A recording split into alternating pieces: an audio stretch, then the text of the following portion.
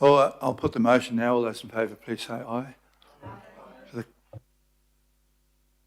contrary, none. Carried unanimously. Thank you for that. We'll now move to item 7.2, the response to the targeted consultation on rates, otherwise known as the rates cap. So in deference, I shall put my rates cap on while we mock this piece of ridiculous legislation. And I have a can of baked beans here which represents the amount of saving that that the ratepayers will get as a result of this fine work. It was independently assessed by somebody or other, and in that assessment they actually removed Auckland Council because our rates rises weren't sufficiently high to make it to the can of beans. We've got, the governing has asked us for technical feedback on this idea that even their agencies don't support. I did point out that there are better ways to be re-elected, but we've got Michael, Violet and Ross here to talk about our feedback, the first part of which is opposition to the central government re-election policy. And in short, we have actually kept our rate increases low, and we have been re-elected, so they haven't yet. And I enjoyed learning from Councillor Williamson how the tax take has gone from 77 billion to 115 billion, a rise of 48%, and rates have gone from 1.9 billion to 2.7, a rise of 40%, which is not either a big number either, in fact.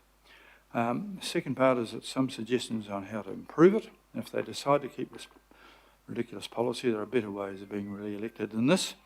I note that it could actually lead to higher costs, all for a can of beans. There is some danger here. This could threaten our excellent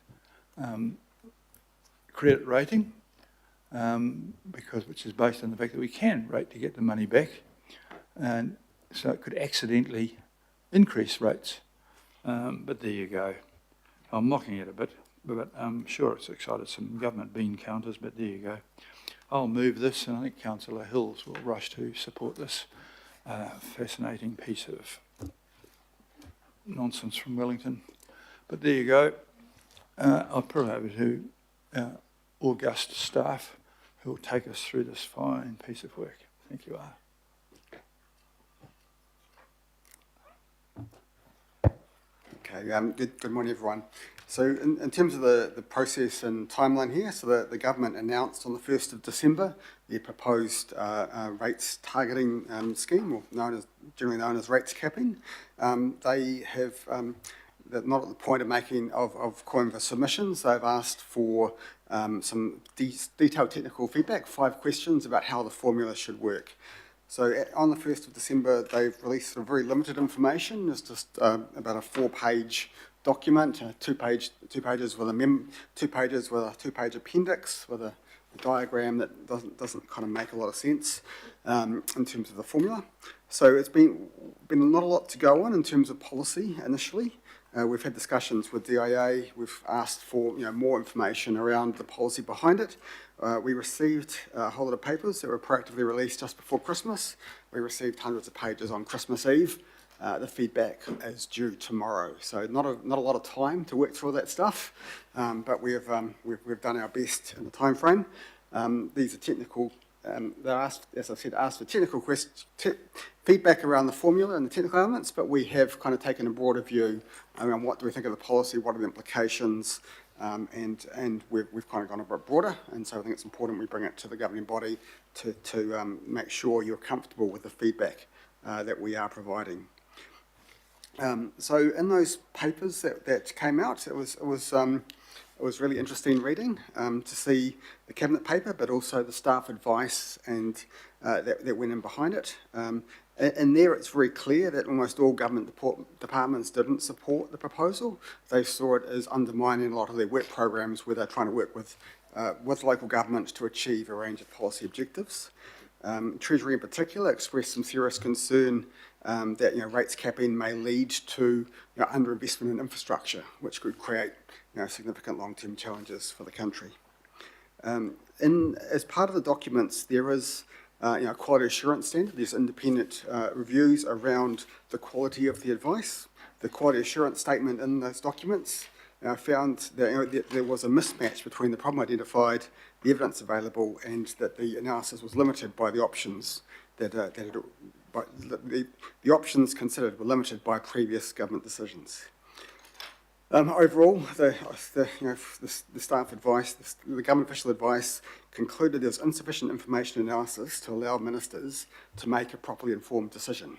But they've made a decision anyway, and so we're giving our feedback on how to make the most of what is out there. As the Mayor's talked about, they've done some analysis around what are the benefits in terms of reducing rates, and they've identified $2.79 per month, but they've done that by excluding Aucklanders, so Aucklanders wouldn't get that benefit. There will be benefits to other ratepayers and other jurisdictions.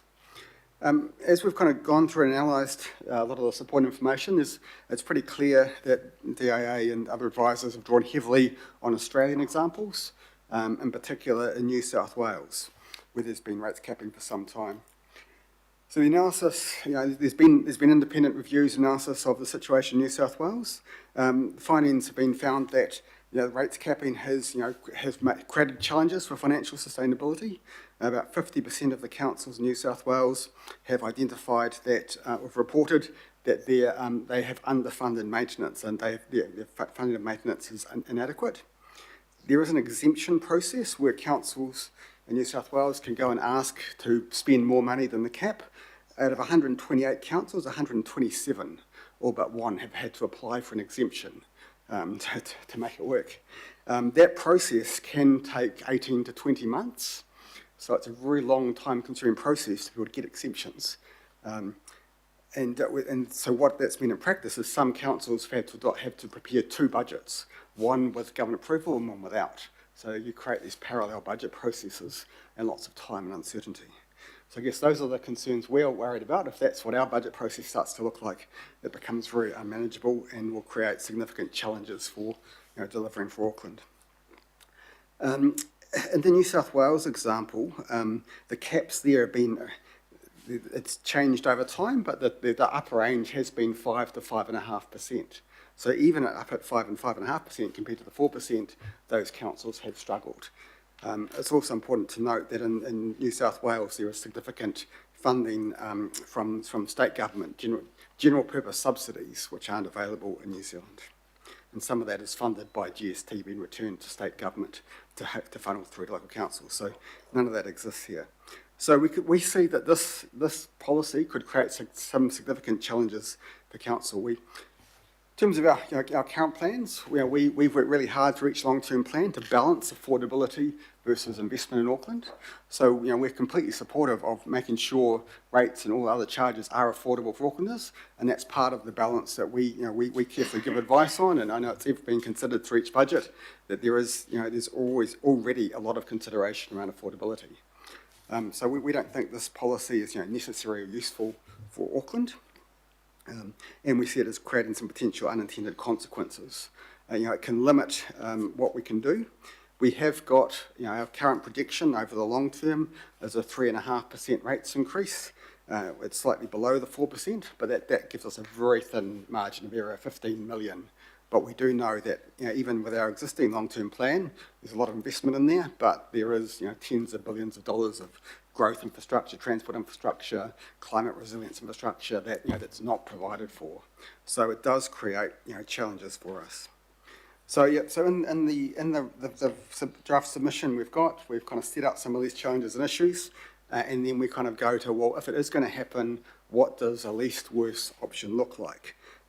So we need to think about how do we make sure we are, it's not creating unintended consequences for the credit rating. It will clearly be negative for the credit rating, but we want to make sure it doesn't create drastic problems immediately.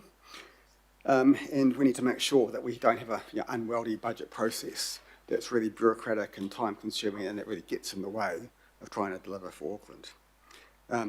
A key element of what the government's trying to do is provide certainty for ratepayers and avoid shocks. But the key challenge that we've seen with rates is not the percentage increase each year, which has largely been pretty moderate. It's the revaluation impacts where we've seen large swings and lots of people having 20, 30% rates increases, and this policy doesn't really address that at all. So I guess those are kind of some of the key points. I'll pass across to Violet to just outline a little bit more about the specific feedback we've outlined. Thank you, Ross. As you've just gone over, DIA has written to our Chief Executive as part of their targeted consultation on the specific rates target model that the government has designed. In short, this model has a target range of 2 to 4% for rates increases based on economic indicators. While this is stated to be a target, we would need to apply to a regulator to move outside the span, making it more of a hard cap than a target. So in preparing our response to the targeted consultation, we've structured it into 3 core parts.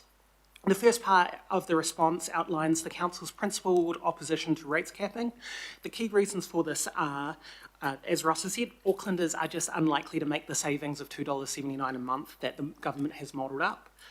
Auckland Council's rates trajectory was excluded from these calculations given our moderate rates forecast as described by the government. The Council has been able to maintain this trajectory through the financial strategy where we already set a rates limit and consider rates affordability as a proportion of household income. And this has been supported by our strong value for money program. Auckland also has a large projected investment needs in areas such as reducing congestion, supporting population growth, where we're projecting growth equal to the size of Wellington over the next 30 years, and resilience in the face of a changing climate. Rates capping constrains the key potential funding source in addressing these challenges. Finally, the rates capping model may impact on our financial sustainability. Reviews of that New South Wales model have found that rates pegging has eroded the financial sustainability of their local councils.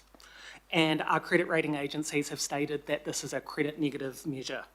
This is because we would face greater constraints on our revenue generation at a time where revenue pressures remain elevated due to persistent inflation, wage growth, and infrastructure needs. The second part of our draft response identifies changes to the proposed model we see as necessary if the government insists on proceeding with a rates capping regime. Any rates capping model should not have unintended consequences for our credit ratings.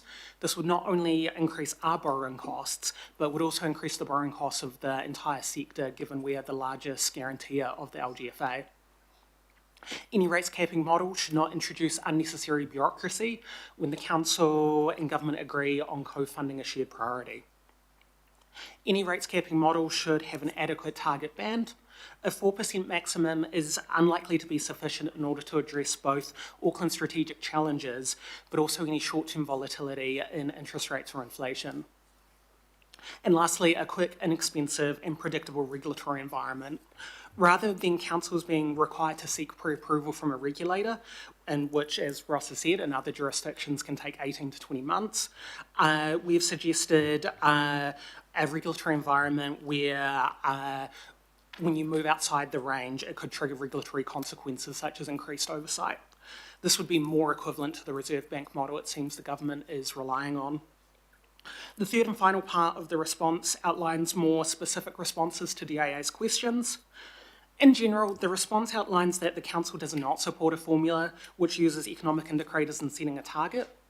Rates fund long-life infrastructure in public and quasi-public goods, which is very different from much of the economy.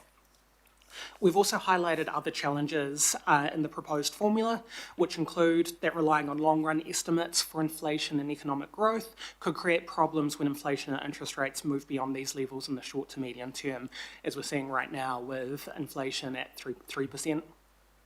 And also that relying on the consumer price index is a bit flawed when the Council's basket of goods usually contains more construction materials, software, and specialist staff than the average consumer. In terms of next steps, the Council needs to submit this response to DIA tomorrow. After that, the government has stated that it wishes to enact legislation during 2026 for the law to be in place on 1st of January 2027.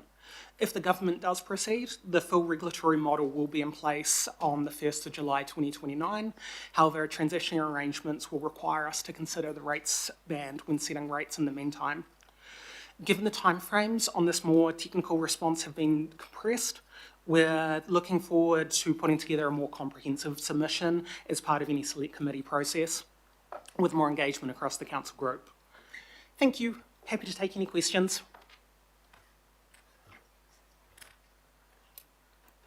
Councillor Sayers, please. Thank you, Worship. Thank you for that. You mentioned that, Auckland kind of wasn't considering some of those calculations. Is Auckland potentially through the Auckland deal or any other mechanism able to be excluded from the rate caps via other mechanisms, e.g. the Auckland deal?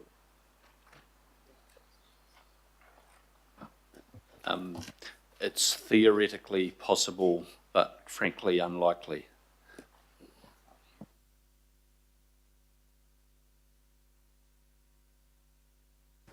Councillor Hills, please.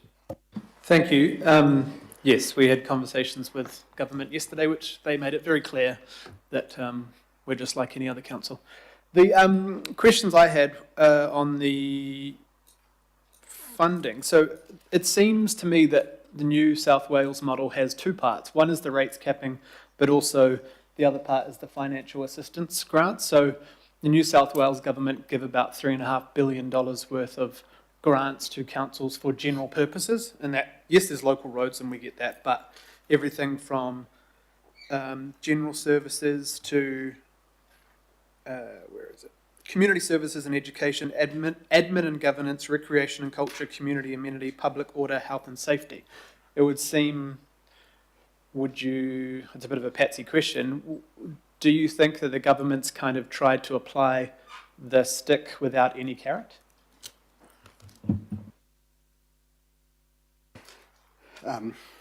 Yes, so yeah, you're quite right. So New South Wales is different. There are general purpose grants. We don't have those. We have transport subsidies that are very specific. Also, state governments generally provide a lot of infrastructure rather than councils, and most councils don't use debt for anywhere near the degree that New Zealand councils do. In terms of, the government has kind of acknowledged there are some issues with the New South Wales and they want to tweak it a little bit, but they've kind of gone for a lower cap at 4%. So it's not quite clear exactly how that's done it. There doesn't seem to be, as part of this policy, any carrots. There's no grants, incentives, GST returning as part of this policy anywhere. Okay. On the ratings agency, and we did bring this up at a meeting yesterday, essentially, isn't this similar to the problem we had with Three Waters, and the whole reason why they were split off is so that they were able to borrow as much as they needed, but also raise funds as much as they needed, obviously within a auditing process as well. Does this put a stranglehold on our ability to borrow at cheaper percentages, I guess, cheaper rates? Yes, so the key issue with water was the unaffordability of the infrastructure investment required, and so the model for water care is financial separation. It's enabling them to empowering them to borrow with a strong credit rating, and water care will be subject to economic regulation by the Commerce Commission. The model there is all about the regulator going, well, what is the right level of infrastructure? What is infrastructure requirements? And then, therefore, what is a fair price to pay for that? It doesn't start with setting a price cap, regardless of infrastructure investment. So, and arguably the water economic regulation that really starts with what is a sustainable level of infrastructure investment is probably a better model than what we've got here. And on this, do we know who this unelected body will be? The government goes on a lot about unelected people making decisions. What and who will these people be, and what and how will they be responsible to the public? Like, how do we know they will accept our request? For the regulator, so it's not clear. There's no clarity around who the regulator will be or how that will work. So that is, to be determined. One of the key issues that we sort of set out in our submission is around service levels. Does the regulator decide, how much parks is required, how many community facilities are required, the right service? How do you determine that? Is that a regulator determining service levels for local communities? Yeah, the other question is on, so the good examples, and some people will think, well, your LTP is going to land largely under 4, so why does it matter? But the reasons why we've gone up higher than that were record high worldwide inflation, storms, extreme weather events. Do we know that all of those will be accepted, or could this regulator turn around and go, well, yep, you've had a storm, but you need to sell your port, you need to charge for library books, you need to charge for sports fields first before you go over 4%? So in the material we've seen, they talk about it as two different categories. For things like storm events, natural disasters, then the direction, it's not clear how it works, but the kind of general direction is that councils should be able to do those things without asking for permission up front. You can just do it, and provided, so you don't have to go to a regulator, but you do need the minister's permission. So it's kind of ministerial discretion about whether something is a big enough disaster or not. And then the other bit in terms of investment in infrastructure projects, that's applied to a regulator for permission ahead of your LTP, which we're concerned would require long, lengthy lead times, overly complicates an already lengthy budget process, makes it really challenging. And what if through consultation you get different community preferences? Do you then start that process all over again? Yeah, thank you, Mayor. And my last question, just on the rating agencies downgrading us even slightly because of our lack of access to immediate funds, which is a big part of why we've got such a good credit rating. Could it mean that that slight tweak could end up meaning that we end up paying more on interest than we would on services, and then we're capped? So say even a 0.5% change in our borrowing could be, what, $70 million a year? So if there is an impact on our credit rating, it could have significant impacts on our interest costs. I mean, it's not clear. Rating agencies have looked at the proposal.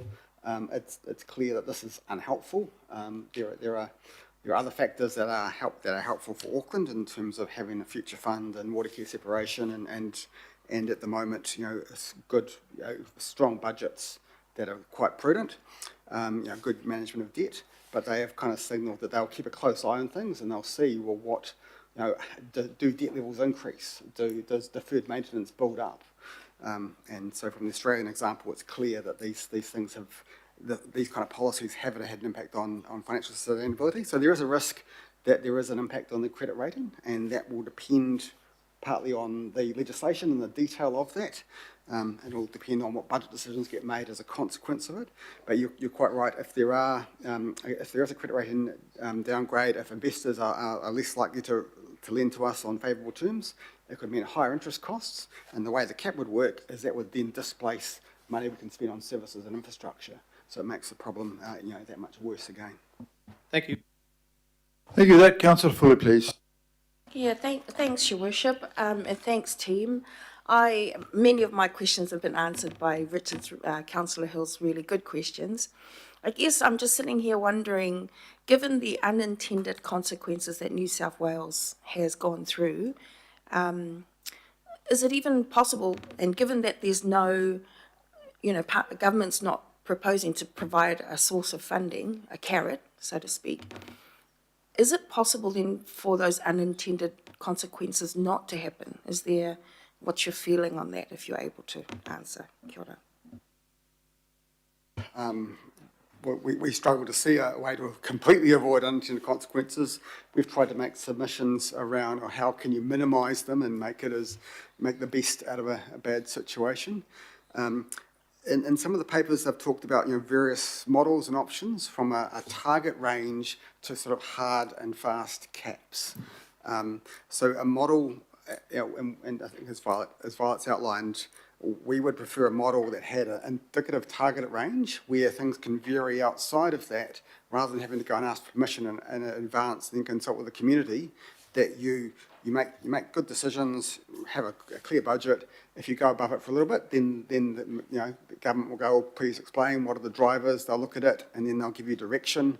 And then there's a series of steps, intervention steps, if a council is outside of the range for a period of time without good, compelling reasons for that.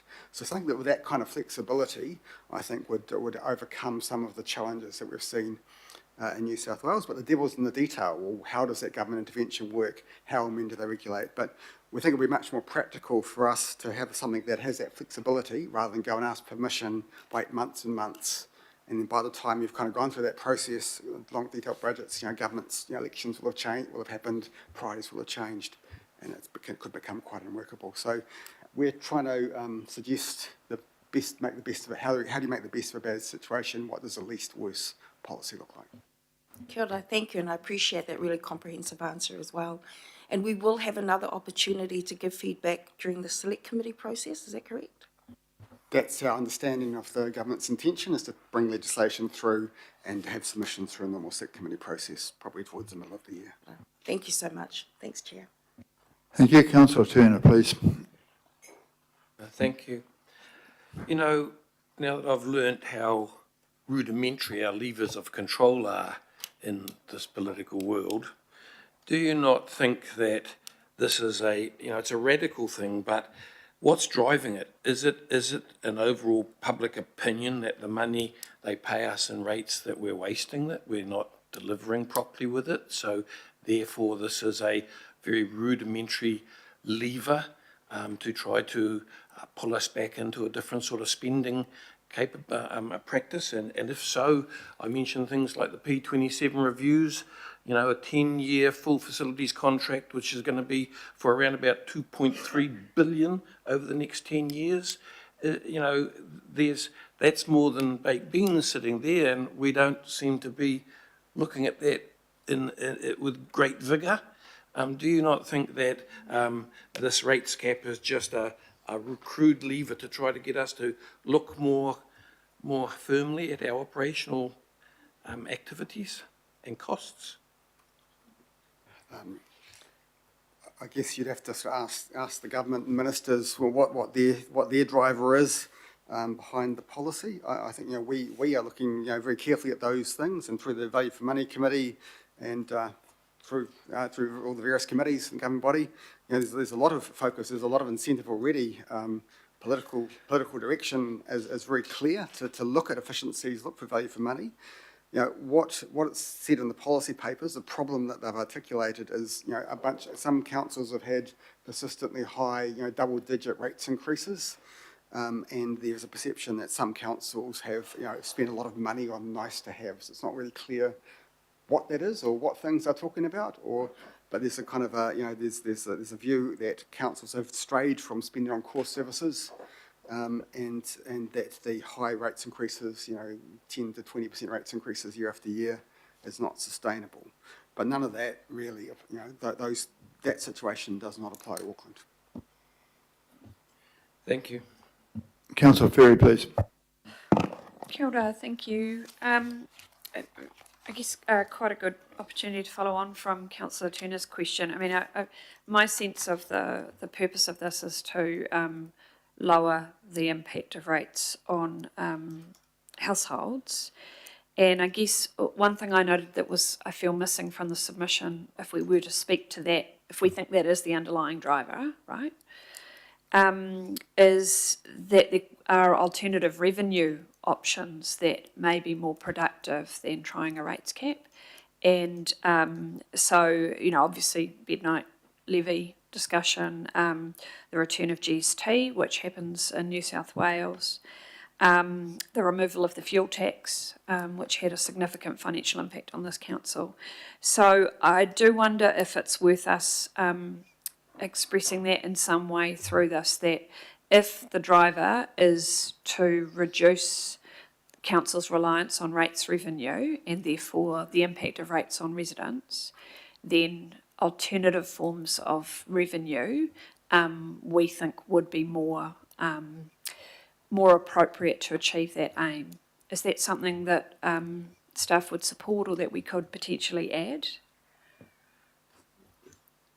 Thank you. I think that makes a lot of sense. As we talked about carrot and stick, the government isn't offering any carrot through this. So I think, using this as an opportunity to ask for those tools would be really helpful. We have done that a little bit in the submission. There's a little bit about the bed tax levy. And yeah, we have noted the New South Wales example, but we can have a look at beefing that up potentially. Maybe just to add to that, so if the problem is, rates are unaffordable for some communities across the country, and there's a whole bunch of unavoidable infrastructure cost pressures, how do you relieve that situation? And if there's other revenue streams, other taxes, etc., then that can be a solution. The Cabinet paper and advice ignores all of those things, excludes that from any consideration, so there's nothing in there to go on. We can certainly add some of that stuff into the submission as Violet's outlined. Great, thank you. The other question I had was there's some stuff in there about not being able to really, given the timeframes and the fact that the information came out, I think you said Christmas Eve, and the deadline is tomorrow, being unable to have those conversations with local boards and understand fully the impact on targeted rates that they may currently or in the future seek, and also the bid rates. So at the moment, I think the submission, points that out well. Do we have any sense of what kind of future work we might sort of preemptively be able to do? Because I'm worried that we end up with a similarly tight timeframe again in the future. Is there some conversation we could sort of preemptively have with the bids team, with local boards about, hey, if there were to be this kind of scheme, what could that look like for you? I guess I'm just trying to think about how do we get ahead of this if we again end up with a short time frame that doesn't recognise how long it takes us to reasonably have those conversations. Thanks. So that was more of a process thing rather than the other one was more of a substantive thing. Thanks. Yes, I think you're right. The timeframes here are compressed, and then the timeframes going forward may well be compressed. I think we can start to have some of those conversations now that with local boards and bid teams, business associations, etc. In the discussions we've had with DIA, they've made it really clear they see this as a sort of comprehensive rates cap that includes all rates. So including if a local board wants to consult with the community and they want to have more costs, they pay more locally to achieve higher services. That's part of the cap. Similarly, a bid association or even at an individual ratepayer level, there's things like if we want to use voluntary targeted rates for retrofitting someone's house or some storm damage for their property, that those even if someone voluntarily signs up for a rate, it's part of a cap. And so there are barriers to doing things even when people want to do things, which we don't think necessarily makes a lot of sense. If the problem is to try to reduce the rates burden for people. So the policy is clear at the moment. We'll make our submissions. We think that the coverage there should be more thinking around that. We can start to have those discussions and then build up some of those views to make sure that it can then inform at the later stage. Thank you. And final question was just around the exemption process.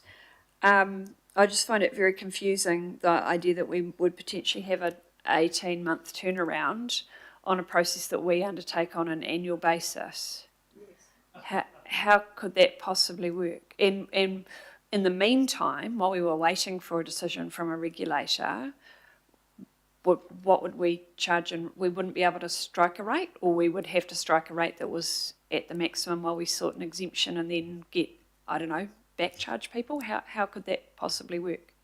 Thanks.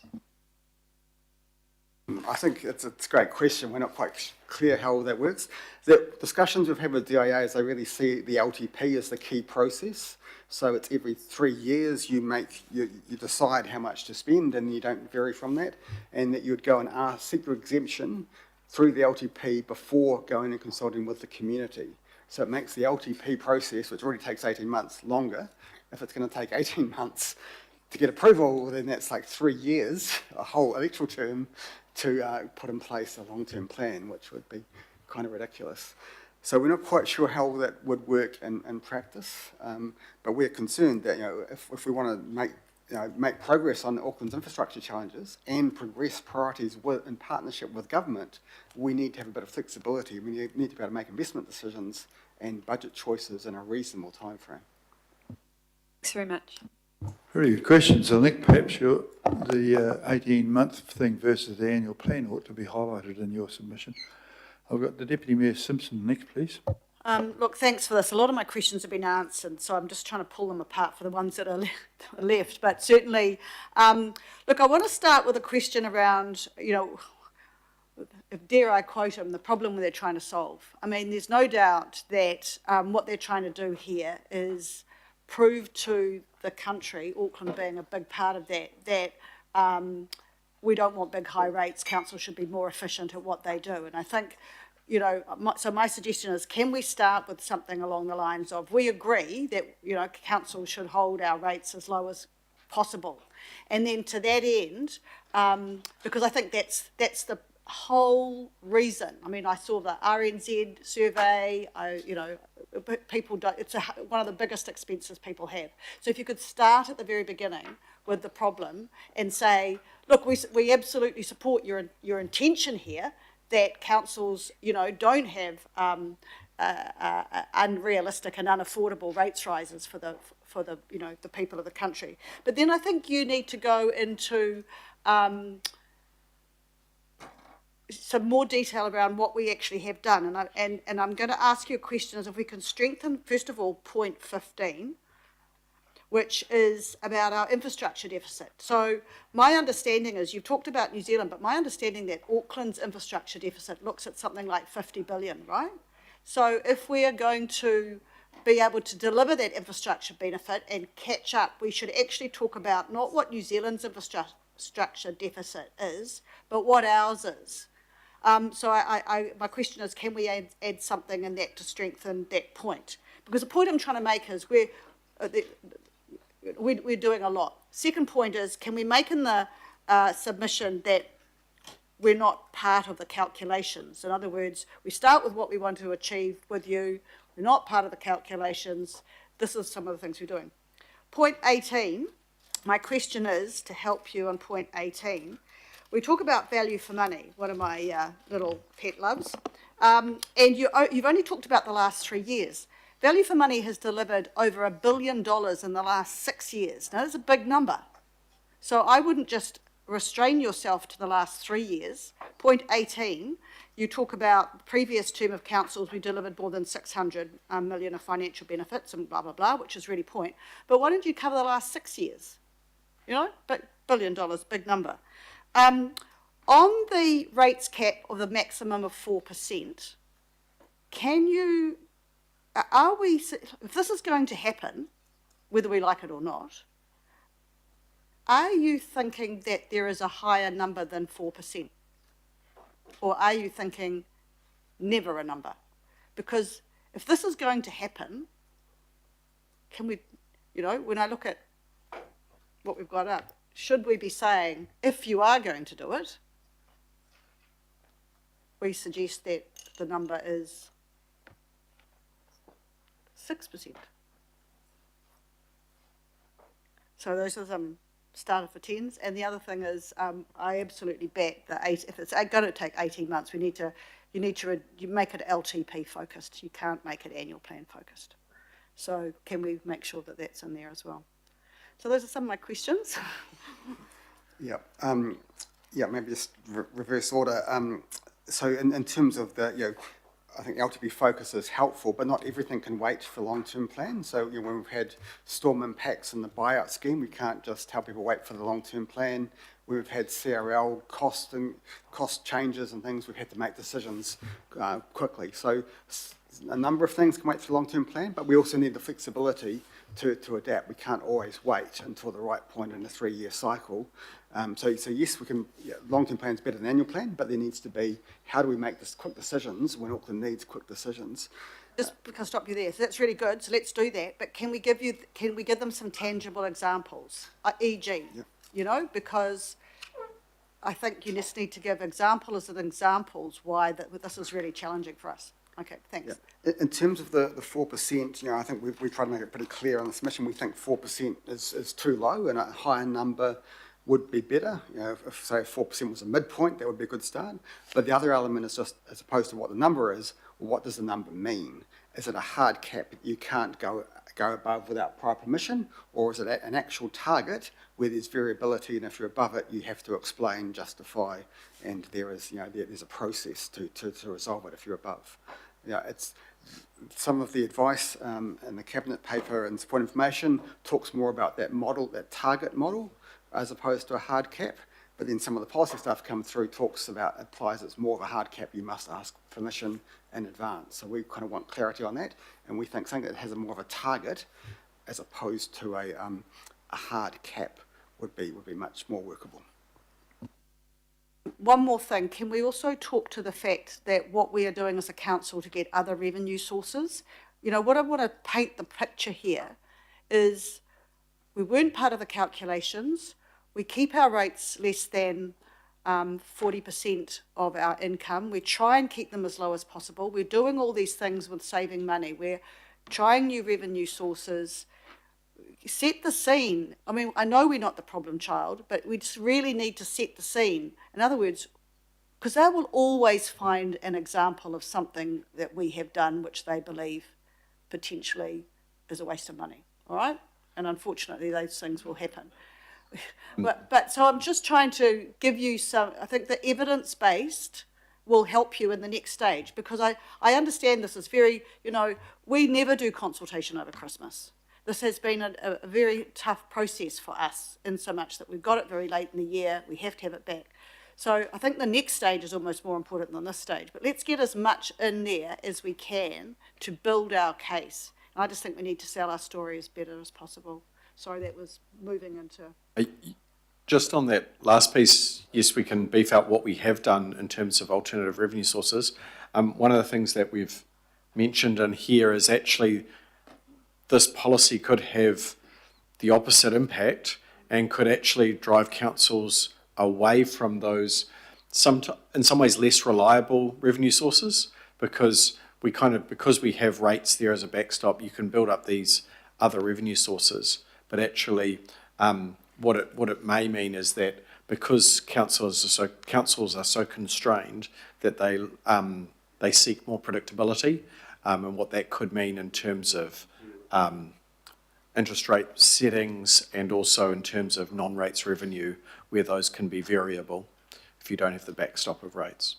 And finally, on the credit rating stuff, we have maintained our AA credit rating, all right? Now, that has been really tough at times. There are people around this table that sat through COVID and still kept our high credit rating.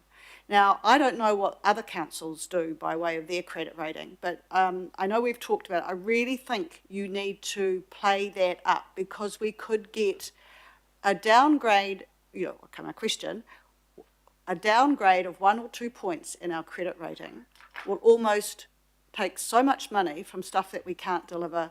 We're even going further down the path. So I think, again, giving weight to our submission on the importance of our credit rating, and we've never lost it, ever. For all that some people out there in the big wide world think we're not doing very well, we've always kept it, and it's so important to keep, because lowering it costs us money, and the worry about what happens if that actually occurs. Yes, so we're very mindful of impacts on the credit rating. I guess it's pleasing that DIA are aware of that issue, and with good constructive discussions with them, and they've talked to rating agencies before their announcement, so they're aware of it. I think the challenge is making sure that that the way it's implemented doesn't create unintended consequences. So the devil's in the detail. The rating agencies have looked at it, and they've sort of keeping a wait and see approach at the moment. But we need to make sure that the way this is implemented, doesn't create unintended consequences. It has a much greater impact on the credit rating than perhaps people first thought. So there's a lot of stuff that we've provided in here, and we'll keep talking to DIA to make sure that the way it's implemented has the least worst impact on the credit rating.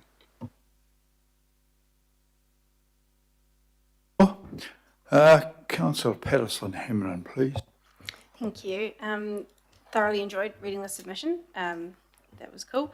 Did the cabinet papers in any way, I couldn't tell from the material I had, but acknowledge the current significant differences in terms of the starting point for each local authority. So I was in Dunedin when this news came through, and so quick back of the envelope calculation, property rated at $850,000 in Dunedin is paying 55% more in rates than in Auckland, so we'd have to increase our rates by 55% to be matching the equivalent in Auckland. So when we're talking about percentages, that's obviously quite significant. Is there anything in the cabinet papers or the draft formula or anything like that that acknowledges that, or is it just total blank slate, as Councillor Turner said, crude lever?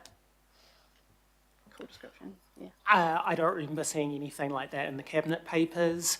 I would know, other councils have raised that points in their draft submissions that I've seen. It's actually quite an excellent point, and one I wish I'd put in our draft submission. Yeah, I think the short answer is probably no. There isn't a lot in there. Most of the language is generic and talks about all councils as if they're all the same. One of the 5 questions I've asked is, do there need to be variations between different types of councils? So they're kind of asking us that question. Councillor Henderson, please. Thank you. Just a couple of questions. I'll reserve my right to speak. So what consultation did the government have with us before announcing this rate capping proposal? Polls. Okay. Thanks, Mayor. I'll take that one. So just into the nuts and bolts, there was an interesting point about local board targeted rates. I just want to pick that up to kind of tease it out. So if they consulted and they implemented a targeted rate, that would count towards the overall cap of council, meaning this body would have to find more savings or raise fees and charges higher or something like that because of a body doing something that we have no say over. Would that be true? Well, you would have say over the local board. You could tell the local board no, and you might decide you want to reserve all the cap for regional infrastructure investment, and so the incentive may be for a governing body to not let local boards or bids go above a certain level. So yeah, that is the way it works. If one part of Auckland wants to have higher rates, you've got to have less somewhere else. Which we struggle to understand the rationale for. Yeah, really troubling democratic implications there when we're a co-equal branch of local government, eh? Just a last one, it's kind of a nuts and boltsy, the New South Wales government essentially has to prepare 2 budgets, which, it's prudent for them to do that in their circumstances, but it sounds like a lot of work. So what would be the practical consequences on staffing and costs to prepare 2 budgets instead of 1? So it would require a lot of time and cost for us, time and cost, time for elected members. It also creates lots of uncertainty. So if you think about transport investment and think going and building things, you wouldn't know whether you can proceed with capital projects until potentially the last minute. And that has always been a challenge that we've had. You can't just turn on infrastructure investment, turn it on and off at the drop of a tap. Same with events programs and things like that. There is always a lead-in and pathway. So having that uncertainty around, is it going to be budget A with lots of investment or budget B with not a lot? How do you actually implement that quickly? So you're kind of always in a transition phase. It would create lots of disruption. So there's cost, disruption, uncertainty. And in terms of the community, how are developers, how's the community going to know which budget you're going to go with? There's lots of unintended consequences all around. Thanks, I appreciate that answer, and it's raised another interesting point there. So would it be fair to say that this runs contrary to things like a 30-year transport plan, for example, because the infrastructure pipeline is less certain? Would that be fair to say? I think it's quite unhelpful. In terms of in terms of supporting long-term infrastructure investment. One of the because you've had uncertainty about what you can afford in the budget, that is unhelpful. It's also, I think, unhelpful in terms of thinking about co-investment with government or the private sector on big long-term projects, because a lot of the time, council has to take a lot of residual cost risk. What if costs move higher or lower and your rates are capped? So the incentive will be to not take any risk, only enter into long-term agreements and long-term plans when you know you've got headroom, you know what the costs are. So it's quite a negative for infrastructure investment, and that's why I think Treasury's called out this policy might have serious impacts in terms of increasing the infrastructure deficit over time rather than improving it. And that cost risk appetite will also flow through to operating costs. So in things such as interest rate hedging, in terms of council long-run contracts. Councils be incentivised to lock in prices over a long term, even if that has a cost. And because the certainty will be required, we wouldn't be able to take any cost risk. And so we would have to pay over the odds to know how much things are going to cost over time. Thank you. Really appreciate your work on this. Thanks, Mayor, and I'll speak later. Okay, Councillor Burns. Thank you very much. Two questions, please. Firstly, doesn't come as a surprise. Government has been going on for years about niceties versus necessities. The RNZ poll, what Deputy Mayor brought up, the facts are quite interesting. So for the public, $2.79, what the Mayor's saying versus what the Taxpayers Union is saying of $36.85 is quite a big difference. So what's correct, $2.79 a month or $36.85 a month? Well, for Auckland, it's zero. That applies to other councils. The $2.79 is what's in the cabinet. Is derived from the cabinet papers. Because they've sent out some stats and results today which say something different. So the second thing was following on from Desley Simpson's long-term plan and adding those projects in. So I guess two parts to that question is, A, in the discussions, obviously yesterday or in other times, has it been identified and can we do what Deputy Mayor is saying and add those projects in? Because as far as I'm led to believe, that it is saying that we can apply for an exceptional cases for projects and that's not limited. So with it being long-term plan, we know the big projects that are forecasted. So would that be identified? Because isn't the answer that the process is allowing the increases for the major projects? That's what I've been led to believe. So there is a process for exemption. So if there's desire to do a large project and there's government agreement, there is some kind of a process for that. But I guess what we're saying is the time frame for that, the uncertainty around that is unhelpful. If it's going to take a really long time and it's going to take 18 to 20 months to get approval for it, that's really problematic. So we think the process of how you get approval, who makes its decisions, what are the parameters around that is quite important. And I think for all the reasons we've outlined in terms of impact on potential impacts on credit rating, that cost risk aversion. If the aim is to invest in infrastructure and make a difference, this policy is not helpful. And that the element, as has been discussed, there is already a strong focus on balancing affordability versus investment already, and it's not Auckland where you've seen those really large rates increases. Just on that then, will we be adding in then about that we want processes sped up? Because if we land in a position that that's going to happen anyway, wouldn't we want to identify that we want the process, because there's other processes that are sped up and fast-tracked. So if we are identifying the long-term projects, why wouldn't we put in there that we want the process fast-tracked? Yes. Because we don't want to be held back from process, because that's the whole thing that they talk about is red tape. So why would they red tape infrastructure and transport projects that have been in the plan for so long? It's a great question. We can't understand. I'm not quite sure why they've kind of gone down this sort of quite a bureaucratic process. It does seem to be contrary to other policies. So our feedback basically says we don't support the idea of a rates cap, but if one is going to be introduced, then we would like to see it done in a way that makes these things as fast and as flexible as possible, so we can achieve those outcomes. So that element is in there. Yeah.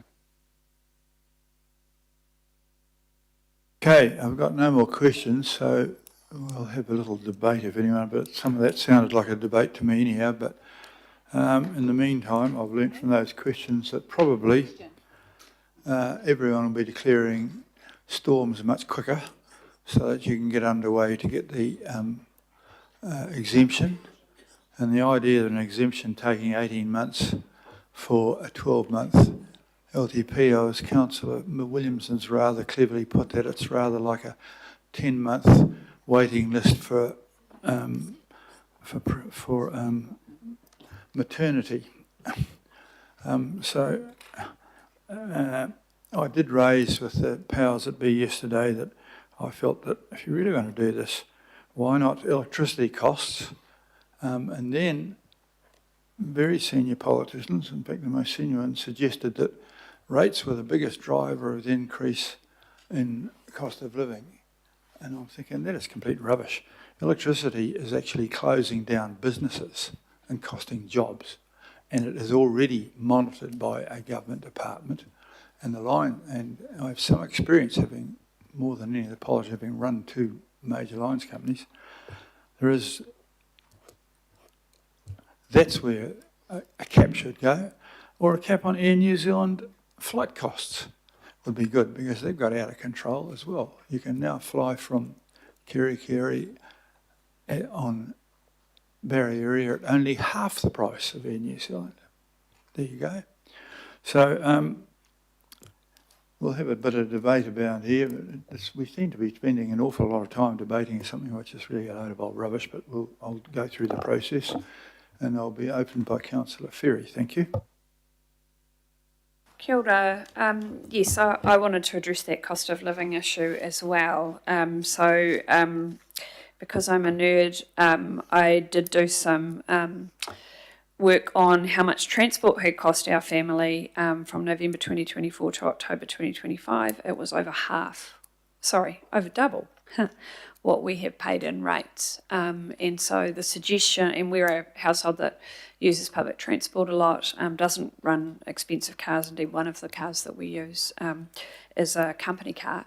So we have lower transport costs than most, but what has increased that significantly over the last couple of years is my children no longer getting the subsidies that they were previously getting through central government for their public transport trips to and from school in particular. That put transport costs up a lot for us. So if government is serious about reducing cost of living, they have some mechanisms available to them, things they've indeed used in the past to reduce transport costs, which for our household would have a more significant impact than a rates cap. I noted also that we pay more in insurance than we pay in rates for our household as well. The other thing I'd note is that Auckland Council already has one of the most accessible rates postponement schemes too, in terms of addressing hardship. I'm not saying that rates is not a hardship for some people, it absolutely is. We have a rates postponement scheme that basically you don't have to prove hardship. That's quite unusual nationally, so that's something that they might want to look at, encouraging other councils to look at. And the other thing that would be particularly valuable for those on low incomes that council could intervene with would be the Department of Internal Affairs rates rebate scheme, which is set at quite a low floor and a high ceiling for incomes. So they have some tools at their disposal that could help with the rates burden. I already asked in questions about helping us with some non-rates revenue, which again would help with the rates burden for those paying rates. So yeah, I strongly support this submission. We've made a number of suggestions, I think, that would improve it further, and looking forward to seeing how those are reflected in the final submission. Thank you. Councillor Henderson, please. Came to me a bit quicker than I was expecting. Yeah, just acknowledging staff who've done an excellent job at summarising the many and varied ways that this is a problematic proposal. I do hope central government listens to these very well-reasoned arguments. Staff were right to essentially point out its failure as a policy in Australia, but I also want to point out its failure as a policy in the UK, where it's literally bankrupting several councils. I don't know how that benefits their residents and ratepayers. Rates capping, to me, is a total affront to democracy. The bizarre prospect that we would have to go cap in hand to an MP from Nelson or Gisborne or Wellington to get them to dictate our budget back to us in that way. That's insulting, I think, to all Aucklanders who vote us in to do that. And I think it actually essentially installs commissioners through the back door for councils across the country. The public, of course, get their say in our system through feedback to the annual plans. We consult on everything down to yellow lines on a road. Crucially, we consult on plans and how to pay for them every 3 years at the ballot box. That is how the system works. You go to the public and you say, this is what I want to do. The public rightfully say, well, how are you going to pay for it? And you've got to answer that. And then they put you here to do that. It is anti-democratic to introduce artificial controls on this, preventing us from actually enacting the will of the voters that put us here. Parliament would never accept such controls themselves. I'm not aware of any cap that they have on their revenue collection. There's no cap on income tax, things like that. And I also note that we actually maintain our assets much better than many government departments ourselves. So maybe getting their own house in order would be the first port of call. I have serious concerns about how this would impact our ability to fund much needed infrastructure. You don't need to go far, either in this country or looking at our own history as a city, to show that if you cut spending on maintenance or you defer it, which is exactly what would happen, you're just handing the problem down to the next generation, where it's 5 times bigger, 5 times more expensive. And it would be a serious shirk on our ability to manage the city's finances prudently. The problems aren't just long-term, they're in the day-to-day as well. And how it would work in practice is local government would have to cut services, would have to put increases on their non-rates revenue to cover it, probably both. So to support rates capping, I argue, would be to support hiking entry to things like swimming pools, hall hire, dog registration, all manner of these services, and to cut their services as well. It would be that would be a real impact on household budgets of struggling families. That's a cost of living crisis. Lastly, I note this is central government election year, also known as silly season, and governments across time and space love to have a crack at councils and see if they can get a few votes out of it. To me, that seems the primary motivator. Councillor Ferry noted the excellent ways the government could tomorrow help the cost of living for Auckland residents. And particularly, I would point out the rates rebate scheme that was mentioned could be adjusted to help low-income families in Auckland tomorrow. That can be done. But it's cynical politics, especially when you consider the amount of good that local government does in the everyday lives of struggling Aucklanders. From parks to libraries to clean running water, many else besides. Rate capping puts all these things at risk. It kneecaps future generations of Auckland communities. We should not support this. We should wholeheartedly oppose it, and I'm glad that this submission does that. Thank you, Mayor. Here. Councillor Fully. Kia ora, thanks, Chair, and I'm just going to total call everything that Councillor Henderson and Councillor Ferry have said before me as well. And I have to say, I find it incredible that, you know, almost every department, almost all of their own departments have told them that they don't support a rates cap, and yet the government has chosen to completely ignore that feedback and pursue and go forward with this rates cap. And I have to agree with Councillor Henderson from the other side of Auckland when he says that, you know, this is about getting votes in an election year. That's probably the primary driver here. You know, that's the elephant in the room here. It's really popular at the moment to blame councils, to point the finger at local government and blame us. And so the government is jumping on that bandwagon in order to get a few votes, well, probably lots of votes, by sending a false message out to residents, to Aucklanders and to New Zealanders, that this is going to save them money and this is going to somehow cure the cost of living crisis. It's not, because if we're not able to get that funding through rates, as Councillor Henderson has said, we're going to have to get it some other way, by charging at our swimming pools, by charging at our libraries maybe, by closing down some of those really essential services to our communities that we rely on. We've just talked about, you know, how communities really came to the fore and really helped during emergencies. We've seen that across the country recently.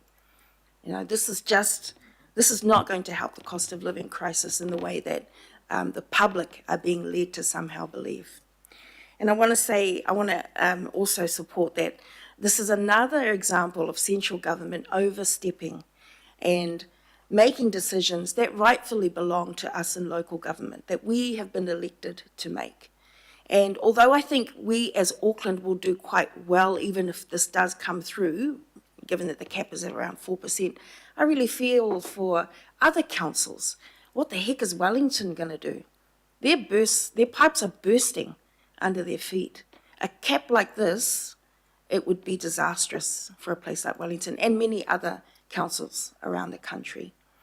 So I strongly support the submission. I thank our staff for the hard work that they've put in over Christmas and New Year to get this through, and I look forward to perhaps a more comprehensive submission as well if we get an opportunity to do that and make another submission later on down the track. Kia ora.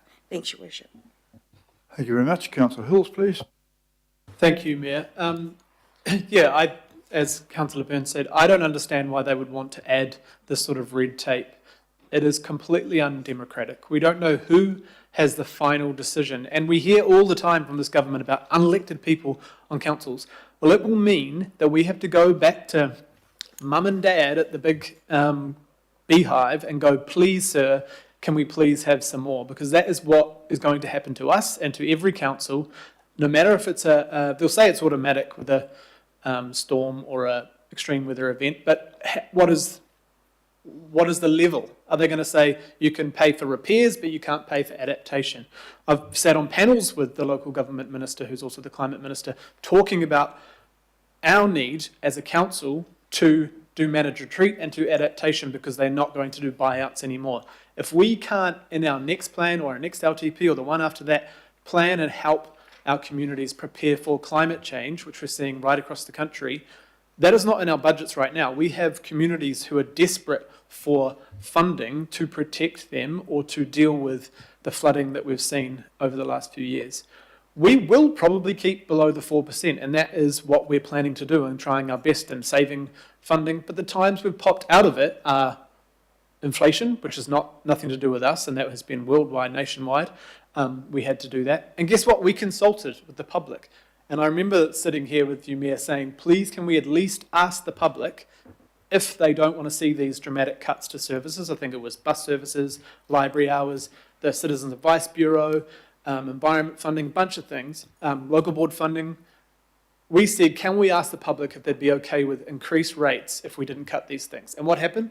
We had the record turnout of submissions, over 40,000, most ever, and 70% of Aucklanders who submitted said we would prefer to pay slightly more rates to protect all these services. So we've asked our community, we've said, what do you want, cuts or rates? And in that case, they chose rates. The local government minister has said to myself and yourself, Mayor, and to Councillor Deputy Mayor as well, oh, well, if you've got a big transport project, yeah, you'll probably get that. And look, like, say a pool or something, if a community wanted that, yeah, you apply, you'll probably get that. Maybe in a storm, you'll probably get that. Adaptation depends on the... So really, this is just a fake policy that is not real. So we can go to whatever government of the day it is and go, please, look, and then all we have to do is get that community to lobby that MP, and that MP talks that we're seeing it right now with a whole bunch of things. And they will get the project over the line. But it's not a way to do a budget. That will take months and months, huge amount of money. Look at the water care compliance now. That's costing us over $1 million a year for a regulator. We'll be paying for the regulator that has to regulate the work we're doing. If we keep to the 4%, that'll be fine. But inflation is going up. Last month, inflation went up again. What if, like we saw in 2023, we blow out, our budget, our long-term plan blows out because inflation goes up, because our requirements under the PSA, the December issue of the inflation figure automatically increases wages higher than we projected in the LTP. Our borrowing figures, the slight change in a credit rating, it could keep very good, but a slight change can mean borrowing, our sovereign risk goes up even slightly. If 0.5% of an interest rate on the borrowing we have right now is $70 million. That might mean we can keep to the 4%, but we'll have to move $70 million from services to interest. And I'm pretty sure that change, which people don't understand because it's not sexy to put in a poll or a headline, that change will still keep the public purse the same, but we'll have to do some dramatic cuts to what people want. And I know that every time cuts happen, whether it's libraries, bins, mowing of the parks, people complain. And that's going to happen again. I just think this is the most bizarre thing, apart from the politics, we understand it, to require of councils. And it's a shame that we did ask if Auckland could be removed from that. But they said no, we're just like any other council, because other councils have put up their rates 12, 15, 20%, while we were keeping ours around 5 or 6. We're all being treated the same. a big tut-tut-tut to councils who are democratically elected. So whether you agree with high rates or low rates, the fact is we're being told that we need to put our budget through processes the government doesn't have to do. They can pass a budget very quickly with no consultation. We have to have asset management plans, we have to do depreciation, we have to do auditing, we have to consult. They don't have to do any of those things. We're already doing all of those things, and now they're going to have a rates cap on, like New South Wales, but not put any of the transfers, that government funding, into what we're doing here, which will hamstring us into the future and leave future generations poorer for the decisions that the government will make this year. Thanks. Thank you very much. Councillor Turner, please. Thank you. The reason the rates are being focused on is because they're the most visible.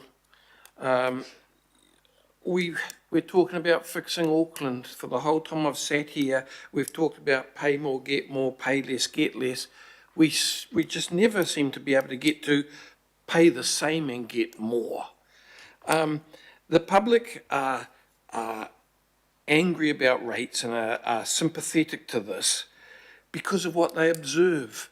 You know, just in the last 2 weeks, this is an Auckland transport issue, and I understand that we're in the middle of trying to restructure how that operates.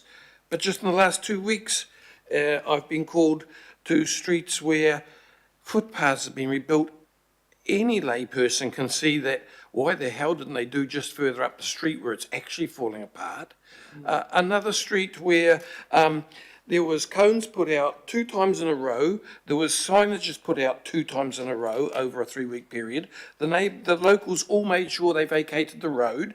They came and nailed the little clippy bits in on all the road signs so that once they've resealed, you know where to paint the triangles, etc. And then they vacated and they took everything away twice. The last time they sent everyone a message, oh, it's been cancelled. This is why people are looking at our spending and saying it's nonsense. And how can we possibly get them back on track? So, you know, I was approached by several entities during the election to pledge a rate cap, to give a rate cap pledge. I refused because of a bunch of the other comments people have made around here, which are valid. But there's that important, you know, lesson that we're all told when we're talking about complaint processes and all that sort of stuff. There's nothing wrong with positive criticism, and we need to use it to look at what the message the public are trying to send us and not build a story to tell them why they're wrong. I will vote for this submission, but I am sympathetic to what is trying to be told to us here. Thank you. Councillor Williamson, next, please. Yeah, thanks, Mayor. And can I just say that this is an issue that is not binary. It is not a yes, I'm in favour of it, or I'm not against it. This has got so many nuances to it. And one of them I want to just repeat for you, the Mayor quoted him before, but I just want you to know this because it is quite hypocritical of a central government. Their tax take has gone over the last 5 years, I've compared 5 years running, from 77 billion to 115.4 billion, and that is a 48.5% increase. So their incomes have gone up 48.5% over the same time. For Auckland Council, our rates have gone from 1.976 billion to the 2.786 for the full year that I'm taking into account, a 41%. Theirs was 48.5, ours has gone up 41. So it's a bit rich for someone who is spending and taking an income's way higher increase rate than ours to be telling us we shouldn't be putting ours up. I find that just insulting. The second point in this nuance is to do with there are huge plots of land all around the city that the government own and don't pay rates on. Universities, schools, defence land, there's a mass of it. And I just think that if they were being genuine about what the costs were and that, they would actually say, well, we need roads and footpaths and water and wastewater to all our facilities, and so we will be paying accordingly to cover that. You take away a big pressure point off us on that. But I reckon the biggest one of the nuances is to do with the cost impost that central government put on us. They pass legislation all the time. I used to do it. And we pass legislation knowing there will be a major cost to ratepayers as part of that legislation. They know it. In fact, in many of the advisory notes from your officials, they say this will probably mean an increase in rates of. Again, I find it a bit rich that they pass some of the most ludicrous stuff, and please don't get me to list some of the ludicrous stuff because I could go on for another half hour, that imposes costs on us. That means we have to pose onto the ratepayer. And in this submission, I would wish we would put something in there that said, we demand of you that every piece of legislation you pass from here on out, you quantify what the costs will come to us. What you are passing on to us that we have to pick up, and that'll not be part of any rates cap. Because they could put another 2 or 3 bills through in the next year that put rates way over the cap, and we've got no say in it. So that, well, they already have, and they've done it over and over again. But can I then take the other side of the nuances and be really careful of this? I mean, I'm now past worrying about being re-elected because I'm not going to be in. The biggest cost I'm worried about is crematorium costs. So that, all I can say to you is you need to be wary for you young people about being re-elected, because this does resonate with voters. You don't think the government just sort of reached into its pocket and said, oh, what are we going to do now? They know from their polling what your voters think. And I am really concerned the flavour of this submission looks like we don't want to have any limits on us. We don't care about it. We're not going to have you tell us about how to limit it. And I think this could have been well more written about those stuff that government should be paying for, and things, other revenue streams like giving us a bed tax, and things like the GST they rip off us.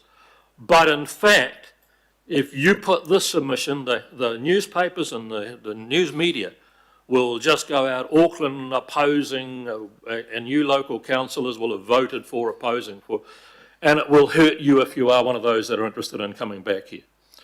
So I'm disappointed in the way the narrative's been written and the way the submission's been made, but I think we should make a lot more evidence about the government is the biggest driver of costs.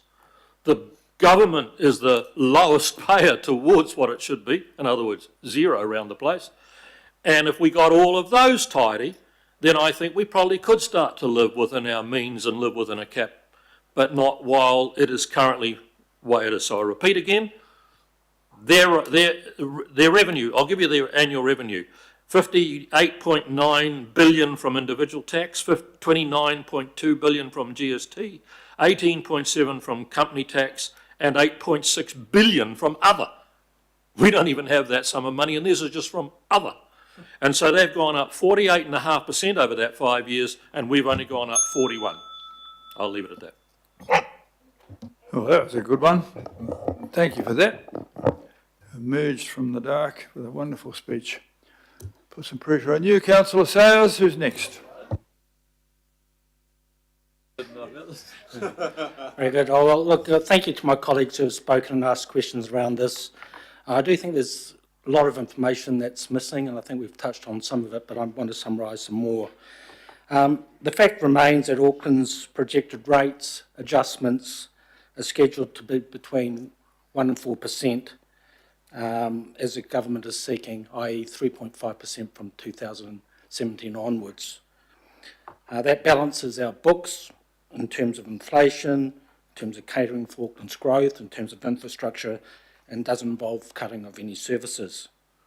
Now, councils may be tempted to increase their fees and charges, and I don't think in our submission we've shut that door, and I'd just suggest to officers that that should also be included as feedback as well.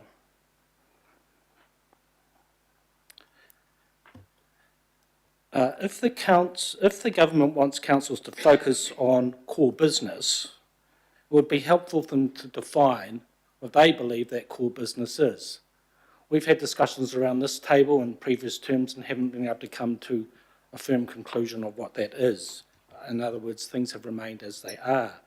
But if they're expecting things, for example, dropping social or well-being projects or community events, what do they expect to happen to to that funding? Are they going to fund those? Do they think that's important in terms of supporting the citizens of Auckland?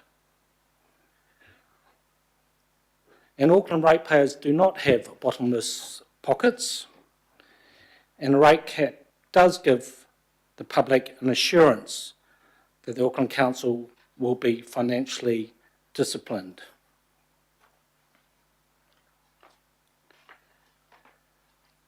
Auckland Council must do better with reducing unnecessary and wasteful spending, must do better in terms of the levels of bureaucracy, and the rate caps basically is signalling a comfort to the public that that's what the government wants to see.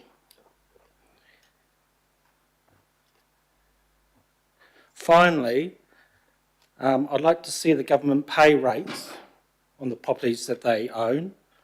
Our 3.5% rate increases generate round about $90 million a year.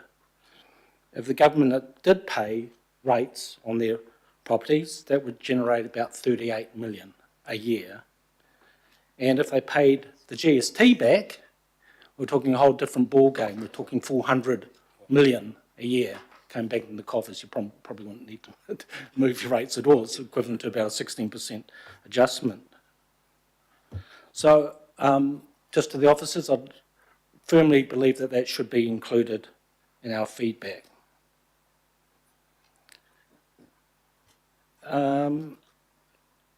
I support the principles that are behind the thinking of a rates cap, and on that principle, I'll be voting against the recommendation in front of us today.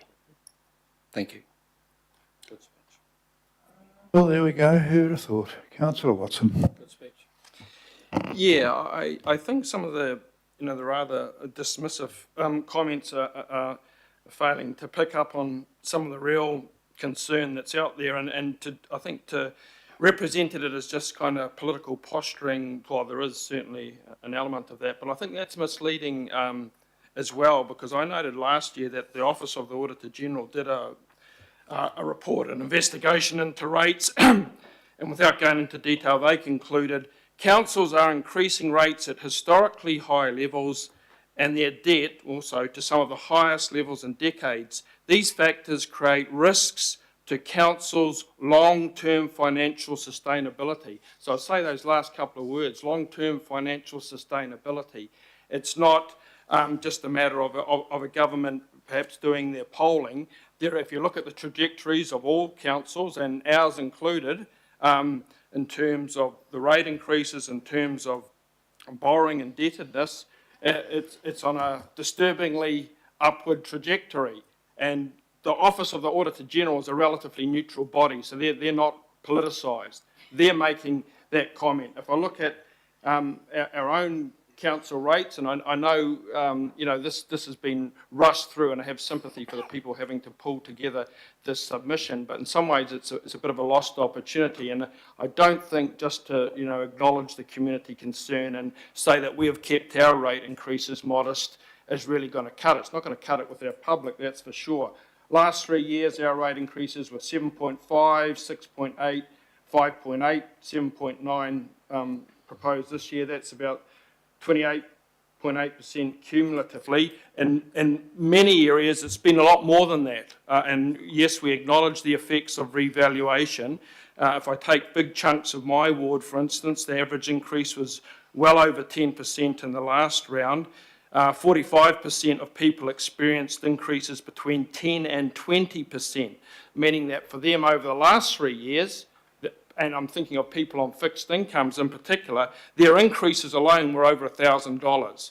Now, what really stood out to me was the number of people, particularly people on fixed incomes, but also young couples with mortgages, how they plan their household budgets down to the last dollar virtually, and an unexpected rate increase or increase more than expected has a real effect on them, psychologically as well as financially. So, that's, I don't think, to be dismissed in the manner in which has happened. If we are sure of ourselves then we should really be hinting we're willing to challenge some of these assumptions. The sort of one of the drivers being that councils should be more prudent in their budgeting or that they're wasteful. Let's open up the books. Yeah, there'll be instances where there is overruns, it doesn't look good, but if we are that confident in spending our money carefully, then let's challenge the government over that. Let's also challenge them, and this was an opportunity, over the level of public funding that local government receives. In New Zealand, we're well below the OECD average. We're about 11% of public spending. The government itself accounts for about 90%. So if, as Councillor Williamson was saying, that is disproportionate and that we're doing really well with the 11% we have, well, let's challenge that, if that is indeed the case. Obviously, there's people in the government who think differently that's not the case, but that should be put on the table. The last person in this place who actually put that out in the public forum was Councillor Penny Webster, ironically enough, back in one of the first 2 terms of the council, who questioned the notion of rates funding. What we're saying here essentially is, well, look folks, we're doing okay. We don't mention the fact that unlike other councils, we've had the opportunity of windfalls of like $1 billion, best part of $1 billion of selling off airport shares to help balance our budgets. Those golden geese, or whatever you call them, they're just about run out now. So, our look in the years to come might not be quite as rosy it's been with this 10 years of accelerated asset sales that we're looking to ramp up yet again. So I think there are real concerns here.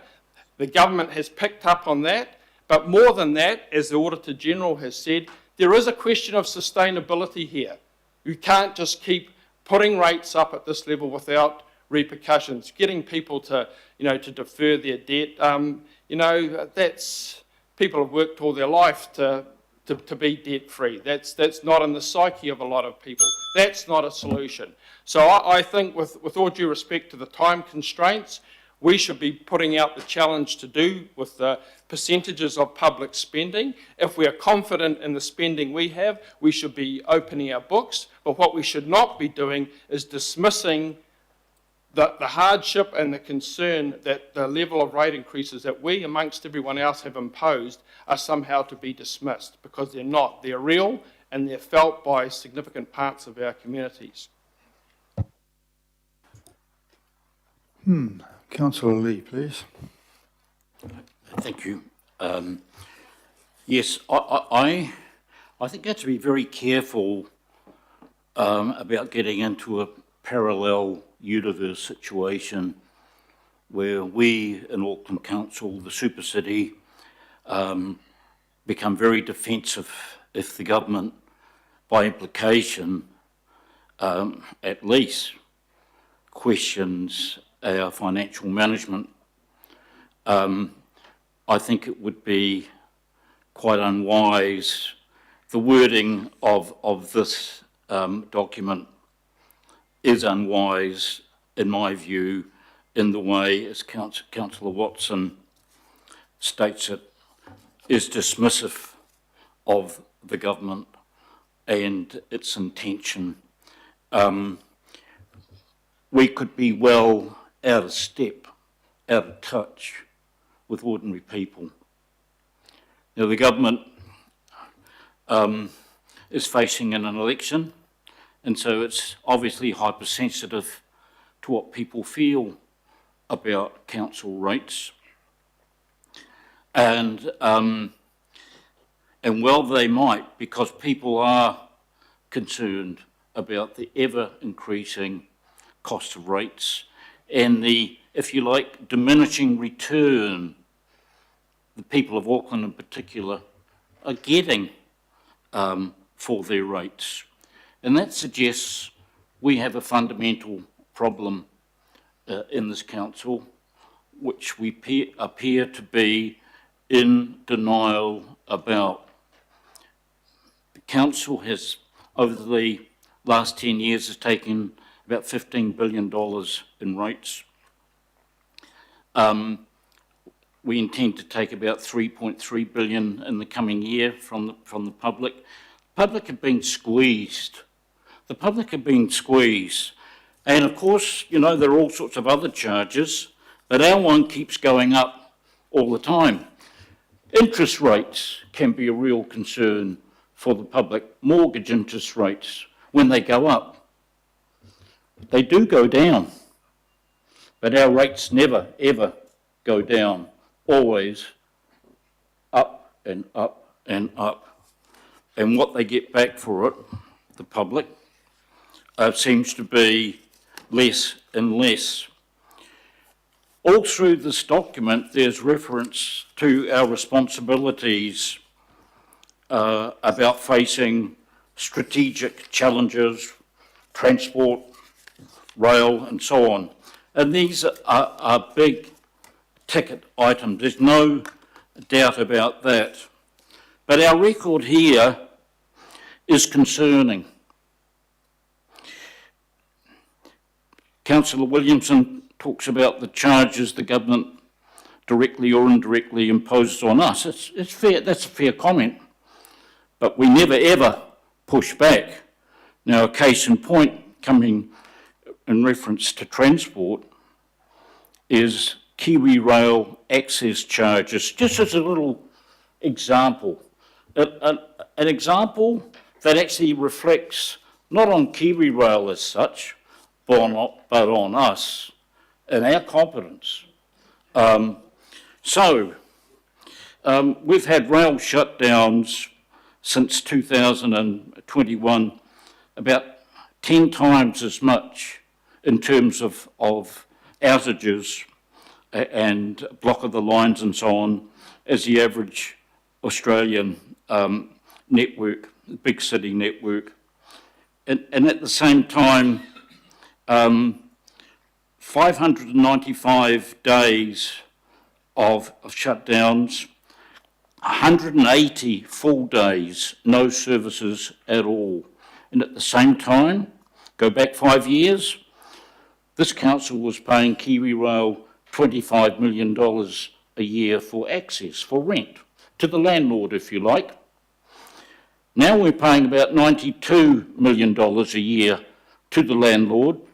And if you take that analogy further, it's like the house that we're renting is not, whole rooms are not serviceable, but we've still happily, without question, without pushback, without challenge. In fact, people have got up and justified it. But it all comes down to the ratepayer who have to pay this. I just think that we need to realise we have a fundamental problem, rather than talking about costs of cans of baked beans and other nonsense in this submission. We should be saying, yes, we recognise there is a problem here in terms of our costs, and we're serious about working with you and getting to the bottom of it. No, we won't say that. We're in denial, and we're in denial. The fact is, given the enormous amount of money we've been collecting and the enormous amount of money we've been spending, we don't have a revenue problem, we have a spending problem.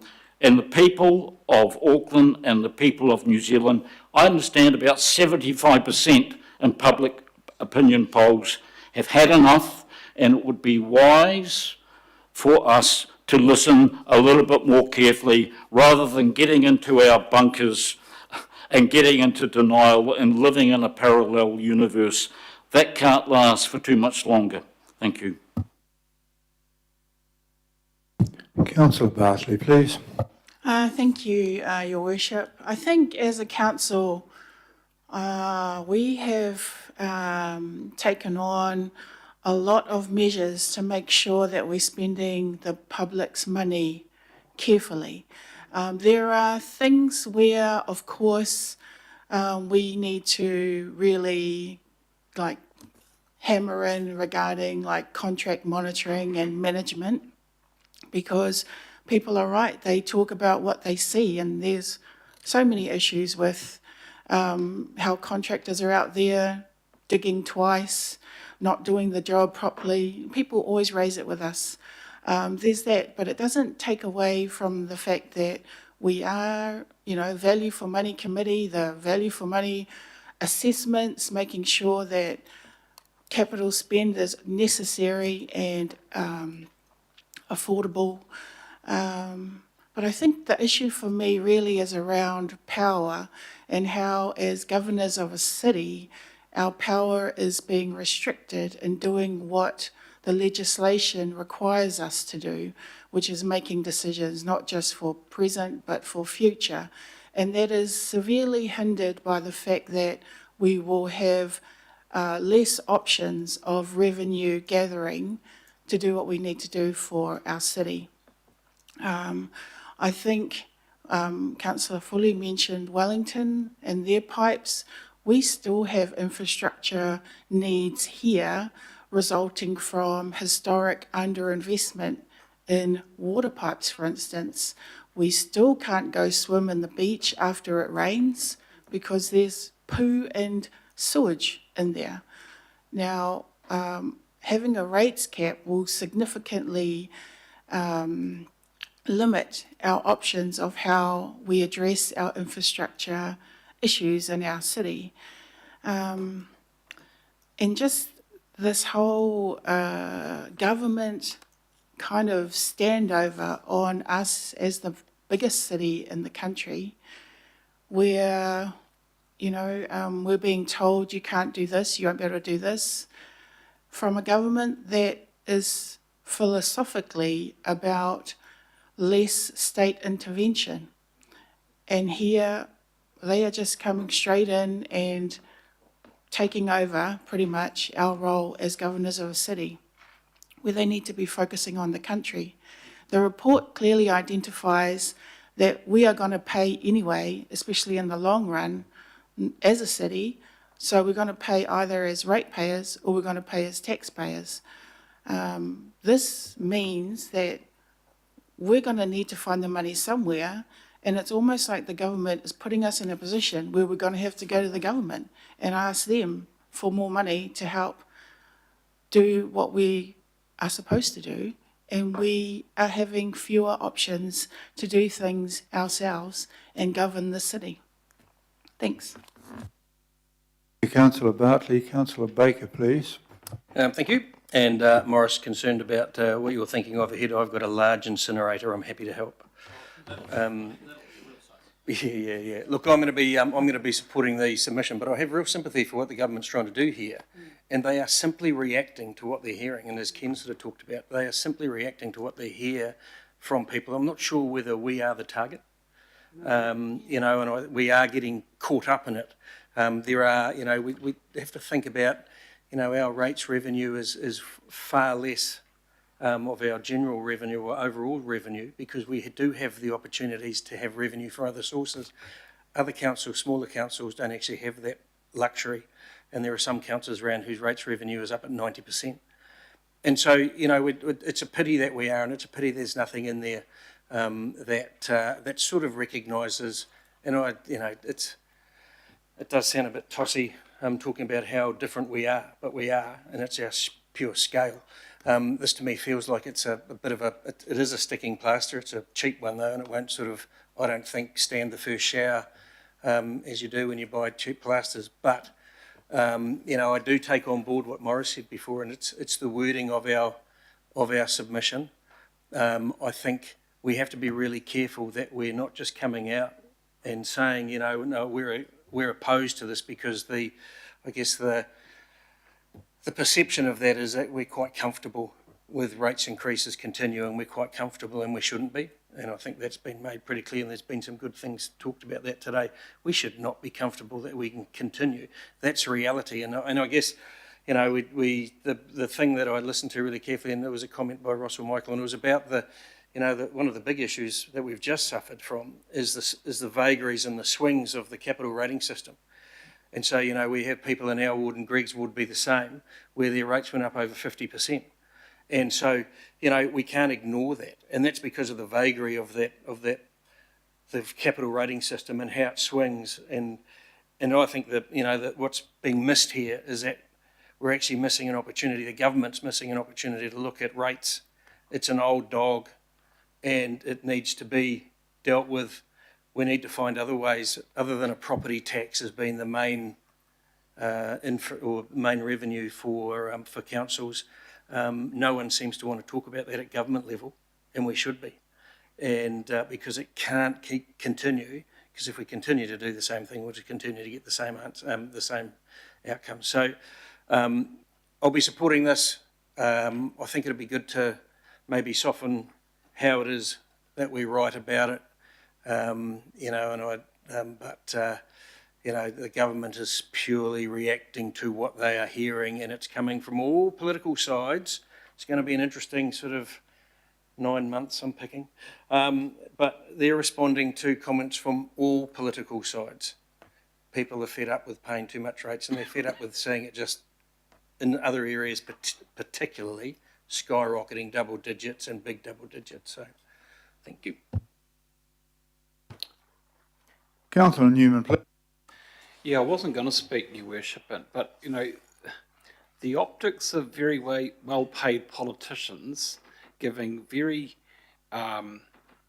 glorious speeches that sound a little bit like they're quite delighted and comfortable with rate increases. The optics of that don't really wash with a lot of ratepayers, a lot of Aucklanders, and I think it does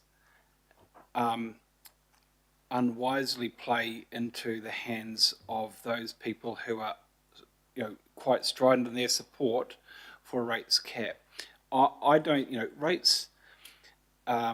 This is a very difficult and sensitive topic. I'm quite torn because, I could argue this both ways, and I probably will end up supporting the submission, but I really wish the submission was devoid of some of the language some of the language that I think is going to be contained in it, and actually reflected upon the story of how Auckland does arrive at its budget setting and avoid some of the stuff that I think makes us look like we are very comfortable when in fact we don't always have the best story. Circa, I've got a project in my ward, Hengaia 2, which was supposed to be a $12 million road widening project from Kuinu Road down to the bridge that separates Matt's and my ward from Andy's.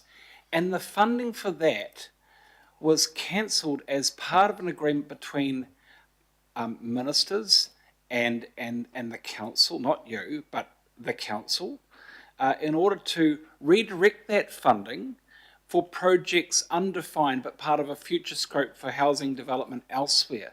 Never mind the fact that that project was necessary, never mind the fact that there is growth occurring, never mind the fact that people assume that development contributions are going to pay. That funding was cancelled, and this council was party to that cancellation. That road widening project still needs to take place, but how do we fund that? Because the agreement to do it was cancelled. So those stories don't appear in our submission, and we wonder why ratepayers do get frustrated. So this will be difficult because I actually do want to support the submission because I do agree that there are concerns with the scope of the rates cap, but I'm kind of feel a little bit like Andy. And actually with Morris as well on this, but I really wish that we could come up with submissions that are not just so comfortable with stating how wonderful we have been as a council when, frankly, our budget setting at times has been inadequate. And by the way, I opposed the regional fuel tax, and I was very pleased when that fuel tax went. And the reason for that is I said at the time that we were going to have that regional fuel tax, I doubt that it will actually be used expressly for the purpose for which it was set. And you know what? It was not used expressly for the purpose that it was set. It was used for some of those projects, but not all of them. And so that's why that fuel tax. And you could say, oh, well, yeah, but it caused another problem, a consequence. Yeah, be that as it may, you know, when you lose the faith and the confidence and the agency of the people that are paying the bills, that's another problem. But in saying that, Your Worship, I know that in my ward, that we are going to cost the ratepayers an absolute bloody fortune over the next few years with some of the projects that need to happen. And I can't advocate for that spending without acknowledging that it has to be funded somehow. So it's a difficult submission for me to support, but I know I have to be consistent. Thank you. Well, thank you for that. Deputy Mayor Simpson, please. Thanks, Mayor. Look, this is challenging for me because I don't want to sit around this table, I never really have, and just say no. I want to give reasons or help the people that we're submitting to understand our unique situation. I absolutely share the government's sort of overall intent that, you know, they want to stop councils just doing what they like and charging anybody any amount of money and making that so unaffordable. I get that. I get that they're hearing that from the people of our city and the rest of the New Zealand. I get that. So but I've also sat here as part of my questions and helped our finance. Will you stop talking while I'm talking, please? Shh. I've also gave questions and suggestions to the finance team to build in our story. So to start with an opening comment that says we support your intent of making sure rates are kept as low as possible. But do you understand, one, what we are already doing and what a constraint at the current levels that you are suggesting, what that will mean for us? And so for me, if we tell that story, if we tell the story about $1 billion worth of saving, if we tell the story about our other income sources, our better value projects, our financial management, to help them understand and to ask for some flexibility. I mean, when Ross said if that 4% was a midpoint and that was the answer, that would be okay for us, right? But we're also looking at probably the highest rates rise we have ever had in the history of this city.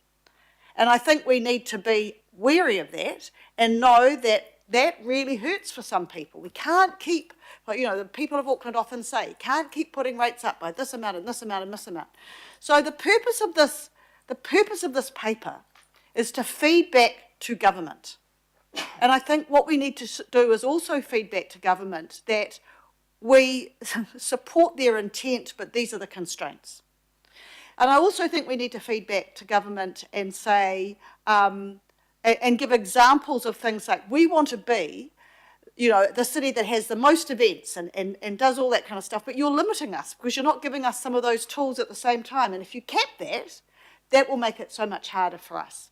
So I am, in some respects, being dragged into supporting this submission as long as it is framed in that way. And I can't see Ross, but I can see Michael. I suppose if I've got confidence in the positivity and the ways that we will put our arguments into the submission, it will get my support. And the other thing is I also want to remind the government that whilst they pull legislation in for the whole of the country, Auckland is different. It takes the roles of two types of councils. And so to that end, we should also try to have that point of difference. But the only thing is I don't support just the blanket, I don't support a cap. I absolutely do support the fact that we should try and restrict the unlimited rates rises that should go through. So I will support it because I want government to help understand where we're coming from. But I also do think that the next stage that we have, Mayor, where you have to continuously talk to government. The next stage that we have to go down to Wellington and to present to the Select Committee and ask those questions, it's a very important part in the process. So I'm kind of with Daniel and Andy. I want to help the government understand. I want to put something in. I'm not just going to say no, but I do want to make it very clear that I do understand why they're doing it. because the people of Auckland, including the country and of course include Auckland, do have a problem with rates. It's their biggest expense. And if it's not their biggest, it's one of their biggest. And we've got to prove that we're doing everything to hold them as low as possible. Thank you. Councillor Gillon, please. Thank you, Mr Mayor. We've heard a lot of comments from both sides of the debate on suggested changes for the feedback, but nothing in the motion actually indicates any of those changes are going to be made. So I think everyone is working on the basis of what they think the changes should be in there and voting that way. Can I suggest that with the permission of the meeting that you change B to say something more along the lines of delegating to the CFO in consultation with, and then who you think that may be appropriate, yourself or Deputy Mayor or others around the table, to make those appropriate changes. Because otherwise, the way it's written, I'm not sure how the CFO is going to consider what being mentioned around the table is appropriate or not, because there's been so many different changes suggested. Either that or actually list the changes that are going to be made as bullet points in B. Thank you.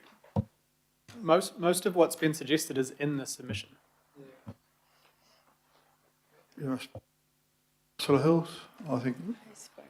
Yeah.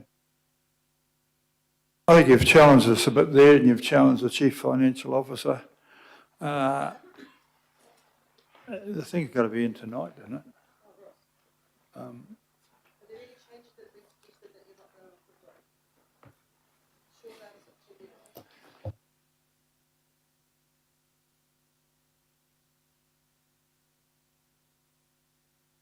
Right, it's got to be in tonight. So I don't think we can saddle the poor fellow with anything which is untoward. We do have the opportunity to attend public hearings. The Deputy Mayor who told me yesterday not to go to Wellington is now telling me this morning to go to Wellington. And so I can see that she's also has $1 each way on this. So we can go to Wellington via Teams. You know, you don't have to get an aeroplane and just talk to them. I think the Wellingtons got the internet now, haven't they? They haven't got sewage pipes yet, but... Your Worship, in answer to Councillor Gillon, though, did you hear what the Chief Financial Officer said? So I think it's important to answer his question, and that is, Ross said, I asked Ross, are all the changes that have been discussed being able to be added to the submission? And your answer was, Ross? Yes. I think Ross has been taking notes, and we will have a crack at those changes. We have to allow somebody to make a decision about that. I'm quite happy to have the Chief Financial Officer joined by the Chief Executive or somebody else if he wants to be amended. I've heard it would be quite complicated because I've been listening carefully around the table. We have people who have heavily subsidised ferries worrying about the increase in the cost of rates around the table. We have, beg your pardon? Oh, yes, people who, that's usually paid, isn't it? Out of the budget that was covered me, but we have very heavily subsidised ferries, which clearly come back to the rates. We have people who have had the luck to have their values of their land increased. That affects the rates, but that's perhaps calling for a cap on the valuation changes. The Prime Minister himself yesterday told me that, in fact, most councils have lazy balance sheets and could borrow a lot more. And so for those people who are worried about that, the government seem to think we should borrow more and more. I personally oppose that, and I'm begrudgingly allowing our debt to creep up, but not at the rate of the increase of our assets. It has to be said that this is really an intrusion, yet another intrusion from central government in an area we have to consult on every single penny we spend. We have done nothing but being miserable since I've become the mayor and keep a lid on things. We're working hard, we're taking over Auckland Transport to stop them wasting money. Stopping wasting money is the #1 policy that I was elected on, and we keep going on and on and on about it, but people don't want to stop the waste where it's their own little ferry or their own little local thing or their own park. It's not easy, but I think that perhaps right at the start of this thing, it should be said that the kaupapa of this council is to stop wasting money. And we've worked on it. We haven't managed to eradicate wasted money yet, but we are working on it. And I think that's important, and we would suggest that they might like to do that. It is absolutely clear that this is based on polling, and the public do. But if you have polling and saying, will you have a rates cap? People say, of course we want a rates cap. If you won't have a rates cap, but you won't have anybody driving the trains you've just spent $6 billion for, then you get a different answer. And so I think the tone of this is pretty good, really. Electricity costs are easily the highest increase that we've had in the last year across the country. There's no escaping that, whether you've got cheap land or valuable land. And that we have an engineering markets authority. We have endless bloody people looking at that, and they're going up. And so I think the tone is about right. We say that we don't support this. We've raised a whole lot of other things in there about it. And those of you who wish to attend Wellington and can want to talk on a Teams talk to Wellington, you're welcome to do that. This is a submission which basically they have the power to do this and they're going to do it. That was what we were told yesterday. We're the government, we're going to do this. There you go. And that's cool. We are the council, and still at the end of this year we will still be the council. But they may not be the government, which is probably what's driving a lot of this. And I'm not involved in that decision. So I think we've heard enough really now, and I think we're going to have a vote on this thing. Paris has been called for a division, I understand, thanks to Councillor Foley, and it's entirely in her right to do that. We're now going to test our skills on our little computers to see if those of us who can do that, and we'll award a full vote for those and a half vote for those people who can't. No, it's a joke. Sorry, off you go. So it has been moved by myself, seconded by Councillor Hills. You will call Nona. We're going to press the little things on, it'll pop up on your screen shortly. Yep. And you'll make a decision as to whether you think this is a great idea or a silly idea. Okay, thank you. So councillors, we have had a division called on what you can see on the screen. We will be doing it electronically via Resolve, and we will start the vote now.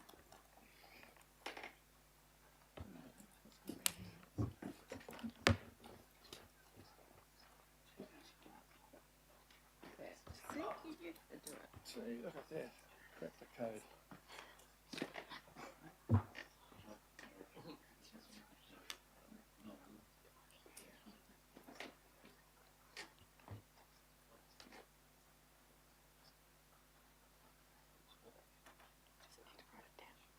Certainly not the slowest one to do it. No, she's got to get his vote manually because he's not on.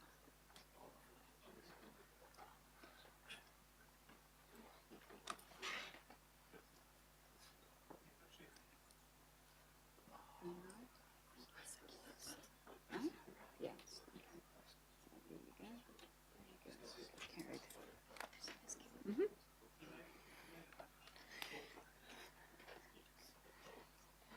So that's carried, 14 votes to 6 with 1 abstention.